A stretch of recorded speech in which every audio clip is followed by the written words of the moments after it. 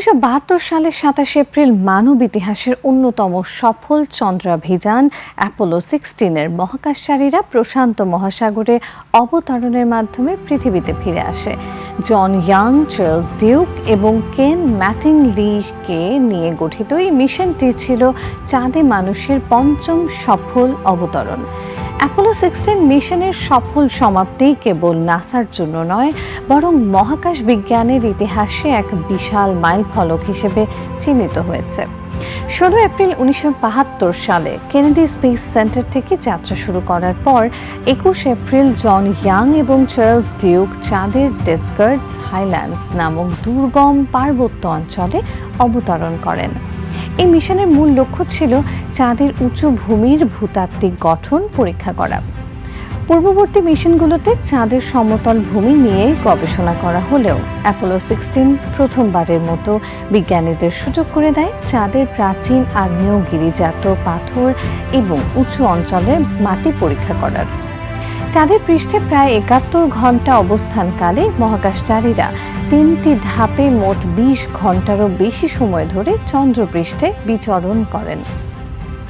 তারা lunar roving vehicle বা চন্দ্রযানে চড়ে প্রায় 27 কিলোমিটার পথ পাড়ি দেন এবং প্রায় 95 কেজি ওজনের মূল্যবান পাথরের নমুনা সংগ্রহ করেন।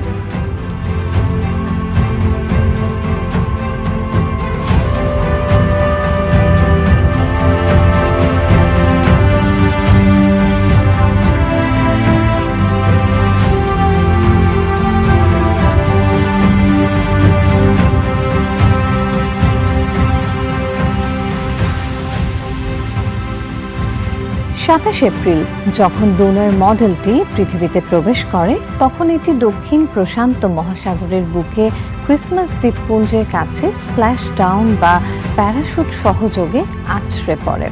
উদ্ধারকারী জাহাজ ইউএসএস টাইকোন্ডেরোগা দ্রুত মহাকাশচারীদের উদ্ধার করে। 11 দিনের এই দীর্ঘ ও রোমাঞ্চকর অভিযানের সফল সমাপ্তি প্রমাণ করেছিল যে মানুষ মহাকাশের প্রতিকূল পরিবেশে দীর্ঘ সময় ধরে জটিল বৈজ্ঞানিক পরীক্ষা সম্পন্ন করতে সক্ষম। অ্যাপোলো 16 মিশনটি বিজ্ঞানের এক নতুন দিগন্ত উন্মোচন করেছিল।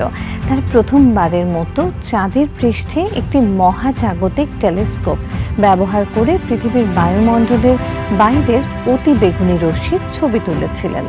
এই মিশনের সংগৃহীত নমুনাগুলো আজও বিজ্ঞানীদের চাঁদের উৎপত্তি এবং বিবর্তন বুঝতে সাহায্য করছে। মহাকাশজয়ী এই বীরদের ফিরে আসা মহাকাশ গবেষণার ইতিহাসের পাতায় এক সোনালী অধ্যায় হিসেবে চিরস্মরণীয় হয়ে আছে।